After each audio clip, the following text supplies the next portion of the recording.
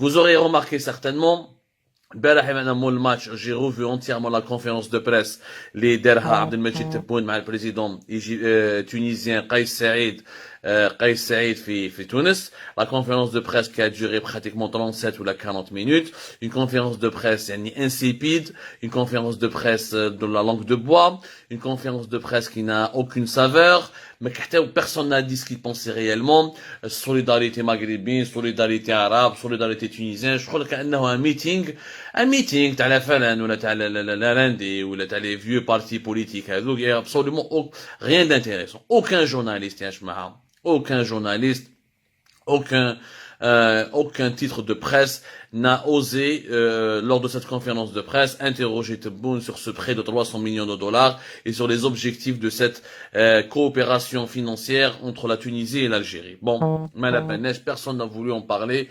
Kif la journée, en tout cas depuis hier, Abdelmajid Tebboune. Alors aujourd'hui, nous sommes le jeudi 16 décembre 2021. Il est là-bas à Tunis depuis hier, le 15 décembre 2021. Il est censé terminer ce soir cette visite. On ne sait pas s'il va rentrer ce soir ou là demain à Alger. En tout cas, depuis son arrivée à Tunis, il n'a absolument pas parlé des 300 millions de dollars de prêt à la Tunisie. Il n'a absolument pas parlé de ce fameux protocole financier qui a été signé dans une totale opacité et sans aucune transparence entre le gouvernement algérien et le gouvernement tunisien le 9 décembre dernier et qui est sorti dans le journal officiel tunisien le 13 décembre 2021, comme nous l'avons expliqué dans l'émission d'avant-hier, parce qu'hier nous n'avons pas fait d'émission. Bon, je rappelle tout ça parce que c'est important de comprendre le contexte. La question qui se pose aujourd'hui, est-ce que l'Algérie a donné les 300 millions de dollars pour aider la Tunisie ou là, elle a prêté les 300 millions de dollars? Pour moi, c'est presque un don, c'est pas un prêt, parce que les capacités de recrutement de la Tunisie sont très faibles. La Tunisie, elle est déjà endettée à plus de 41 milliards de dollars. Et la Tunisie est en train, en ce moment, de négocier, pour ne pas dire en train de supplier le Fonds monétaire international pour qu'il puisse, le FMI, pour qu'il puisse lui débloquer 4 milliards de dollars pour qu'elle puisse commencer la nouvelle année 2022 sans se retrouver dans une situation de cessation de paiement. Donc, je maintiens une situation de cessation de paiement, c'est-à-dire qu'un pays ne peut plus rembourser les créances de ses créances, ne peut plus rembourser ses créances, ne peut plus payer sa dette, ne peut plus payer les taux d'intérêt. Il risque même de se retrouver dans une situation de cessation de paiement totale. Peut-être qu'il pourra même pas importer des produits alimentaires ou des médicaments pour répondre aux situations les plus urgentes de sa population. La Tunisie, il lui manque 4 milliards de dollars pour qu'elle puisse ne pas se retrouver dans cette situation. Le dernier pays arabe qui s'est retrouvé dans cette situation, c'était le Liban au printemps de l'année 2020.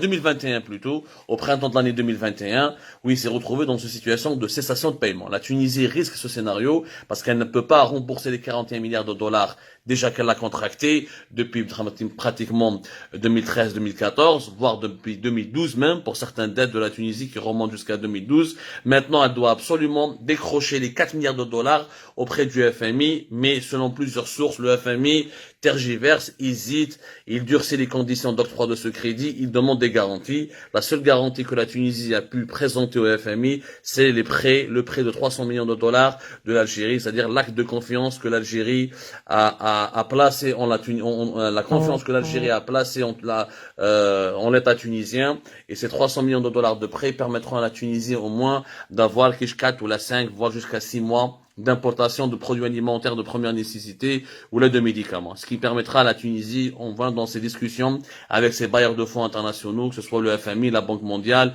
la Banque africaine de développement, ou là les pays du Golfe, les monarchies du Golfe, ou là les membres du Club de Paris, ce qui lui permet au moins d'avoir un atout dans les négociations. J'ai une garantie, j'ai un pays qui me fait confiance, c'est l'Algérie. Donc la question qui se pose, est-ce que Tebboune aurait aidé de la même manière un autre président qui serait beaucoup moins totalitaire, beaucoup moins dictatorial, qui n'aurait pas renversé l'ordre constitutionnel, qui n'aurait pas collaboré avec le régime algérien pour expulser un réfugié ou là pour extrader un réfugié, je pense naturellement Slimane Bouhafs, si j'ai pas oublié, qui fait partie du MAC, Slimane Bouhafs qui a été récemment expulsé. Alors la question qui se pose, est-ce que réellement l'Algérie aurait aidé un véritable président tunisien démocrate? Ou là, est-ce que l'Algérie, autrement dit, est-ce que l'Algérie n'a pas éprouvé plus de facilité à aider ce président Kais Saïd parce qu'il est en train de justement instaurer le début d'une dictature en Tunisie, en s'appropriant tous les pouvoirs.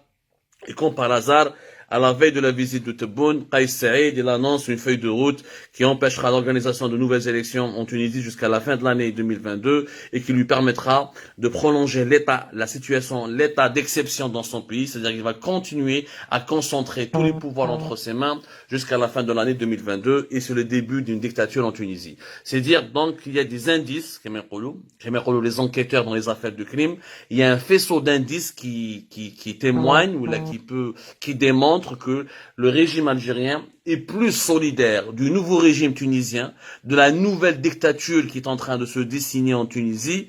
Il est beaucoup plus solidaire de ce nouveau système politique, de ce nouveau régime semi-dictatorial qui s'implante à Tunis et qui arrange ses intérêts que par rapport, donc il est beaucoup plus solidaire avec ce régime qu'avec le peuple tunisien lui-même.